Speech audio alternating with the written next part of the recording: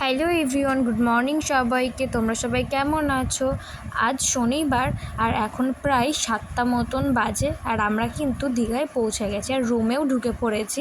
এরপরে কিন্তু আমরা একটু চেঞ্জ করে নেব, আর চেঞ্জ করে নিয়ে একটু ব্রেকফাস্ট করে তারপরে কিন্তু আমরা বেরোবো স্নানের উদ্দেশ্যে, মানে মেন কারণ যেটার জন্যে সবাই এই জায়গাটায় ছুটে আসে। তো সারা রাত জার্নি করে ফিরেছি, অনেকটাই কষ্ট হচ্ছে, বুঝতেই পারছো, চোখ মুখ কিন্তু সবার বসে গিয়েছে। আর তোমাদের দাদাভাই হজমোলা খাচ্ছিল। আর তারপরে দেখো কথা বলতে বলতে ফ্রেশ হয়ে নিয়েছি, আর তারপরে কিন্তু আমরা চলে এসেছি। আর আমাদের রুমের পাশেই আমাদের কিন্তু পাড়ারই একজন, মানে একটা ফ্যামিলি গিয়েছিল, তো তাদের সঙ্গেই আমাদের খুব ভালো বন্ধুত্ব হয়ে গেছিলো। তো তাই আমরা বেরিয়ে পড়েছিলাম স্নান করতে, আর সে ফোনটা নিয়ে যাওয়া হয়নি বলে সেখানকার ভিডিওটা করা হয়নি। আর দেখো স্নান করে চলে এসেছি, এখন প্রায় 5টা মতন বাজে। এসে খাওয়া দাওয়াটা কমপ্লিট করে নেব। আর দেখো বাইরের দৃশ্যটা কিন্তু ঠিক এরকম ছিল। প্রচুর মজা করেছি স্নান করতে গিয়ে, যার জন্য ফোনটা নিয়ে যাইনি বলে তোমাদের সঙ্গে শেয়ার করতে পারছি না। বাট আমরা আর একদিনও থাকবো, সেদিনকার ভিডিওটা তোমাদের সঙ্গে আমি শেয়ার করব। তারপরে দেখো আমাদের খাবার মানে চলে এসেছে, আর ছিল হচ্ছে দুপুরের লাঞ্চে ভাত, আলু ভাজা, ডাল আর একটা মাছের ঝোল। সরি, ওটা মানে চিকেন ছিল, বলতে ভুলে গেছি। তো তারপরেই দেখো ঘরে চলে এসেছি, আর তারপরে একটু তোমার ফ্রেশ হয়ে নিচ্ছি, মানে চুলগুলো একটু আঁচড়িয়ে নিচ্ছি, চুলটা অনেকটাই ভিজেছিল, তো তাই জন্যে জানি না কি কথা বলছিলাম কি করছিলাম, মনে পড়ছে না। তো আবার তারপরে কিন্তু একটু রেস্ট নিয়ে বিকেলে বেরোবো। আচ্ছা, জানি অনেকটা লেট হয়ে গেছে ভিডিওটা দিতে, তার জন্য কিন্তু অনেকটাই সরি চেয়ে নিই। আস্তে কিন্তু আমি সব ব্লগই তোমাদের সঙ্গে শেয়ার করব। আসলে বাড়ি ফিরে কিন্তু অনেকটাই শরীর খারাপ পড়ে গিয়েছিলাম, তো তাই জন্যে ব্লগ কিন্তু আমি দিতে পারছিলাম না। তো এখন আস্তে আস্তে এডিট করে সব কিন্তু ব্লগটা আমি তোমাদের সঙ্গে শেয়ার করব। তো দেখো এখন একটু তোমার জোয়ান খেয়ে নিচ্ছি, তারপর ওষুধও খাবো, কারণ অনেকটাই জ্বর মতন মনে হচ্ছিলো, তো তাই জন্য ওষুধটাও খেয়ে নিচ্ছিলাম। আর বসে একটু চুলটাকে শুকিয়ে নিচ্ছিলাম, যেহেতু আমার মনে ছিল না হেয়ার ড্রায়ারটা নিয়ে যাওয়ার জন্য, তাই পাখাতেই কিন্তু চুলটা শুকাতে হচ্ছিলো। তো তারপর কিন্তু একটু রেস্ট নিয়ে নেবো, আর তারপরে বিকেলবেলা একটু আশেপাশে ঘুরতে যাব।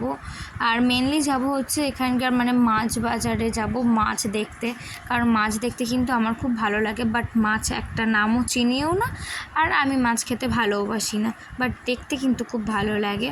তো তাই জন্য চলো একটু রেস্ট নিয়ে নিই, আর তারপরে বিকেলে দেখা হচ্ছে। তো দেখো বিকেলে কিন্তু এখন আমি রেডি হয়ে গেছি, আর তোমাদের দাদাভাই রেডি হয়ে শুয়ে পড়েছে, কারণ ঘুমও পাচ্ছিল, আবার যেতেও ইচ্ছা করছিল সবটাই। তো তাই জন্য রেডি হয়ে বেরিয়ে পড়েছি আমরা সবাই। আর দেখতেই পাচ্ছ আমাদের হোটেলের বাইরেটা কিন্তু এরকম ছিল কিছুটা। তো তারপর হাঁটতে হাঁটতে মানে অনেকটা দূরেই যেতে হবে, তারপর ওখান থেকে গাড়ি পাওয়া যাবে। আর গাড়িতে করে চলে এসেছিলাম মাছ বাজারে। আর দেখো এখানে কিন্তু প্রচুর ধরনের মাছ, এখান থেকে কিন্তু আমি 2-1টা মাছ চিনতে পারছিলাম, আর বাকিটা নামগুলো কিন্তু জানি না। যেমন ইলিশ মাছ, পমফ্রেট, তারপরে চিংড়ি, আর হচ্ছে কাঁকড়া ছিল, এইগুলোই আমি চিনি। আর আদার্স আর মাছগুলোর নাম চিনি না, বাট দেখতে খুব ভালো লাগছিলো। আর পমফ্রেটগুলো না এখানে সাজানো ছিল দারুণ, তোমাদের কোনো একটা শর্টসে আমি দেখাবো সেটা। এখানে যতটুকু দেখতে পাচ্ছি সেটুকুই তোমাদের সঙ্গে শেয়ার করছি। তো তারপর এখান থেকে কিন্তু একটা মাছ কিনেছিলাম, বাট নামটা জানি না কি মাছ, আর কাঁকড়া কিনেছিলাম, তো সেটাই কিন্তু রান্না করতে দিয়েছিলাম। আর আমরা ততক্ষণ এইগুলো এখানে ঘুরে বেড়াচ্ছিলাম। তো তারপর উনি বলল যে অনেকটাই দেরি হবে, তো তাই জন্য আমরা কিন্তু চলে গিয়েছিলাম একটু সমুদ্রের পাড়ে। কারণ দেখো এতক্ষণ মানে এখানে থাকার কোনো প্রয়োজন নেই, কারণ বাজারটা কিন্তু আমাদের ঘোরা হয়ে গিয়েছিল অলরেডি। তো তাই জন্যেই আমরা একটু সমুদ্রের পাড়ে চলে যাবো। আর সমুদ্রের পাড়ে কিন্তু বসে থাকতে দারুণ লাগছিল, জাস্ট ওয়াও। মানে আমাকে খেতে না দিক, শুতে না দিক, বসতে না দিক, কিচ্ছু দরকার নেই, জাস্ট ওখানে একটু বসিয়ে রেখে দিয়ে আসুক, ওই যে একটা হাওয়া, দারুণ কিন্তু। আর তোমাদের অন্ধকারে আমি অতটা ঠিক দেখাতে পারছি না, নেক্সট কোনো ব্লগে আমি সকালবেলা তোমাদেরকে দেখিয়ে দেবো যে জায়গাটা কত সুন্দর দেখতে, দারুণ লাগছিলো। আর তারপরে ওখানে কিন্তু কিছু অনেক জিনিস বিক্রি হচ্ছিলো, সবগুলো তোমাদেরকে ঘুরিয়ে দেখাবো নেক্সট ব্লগে।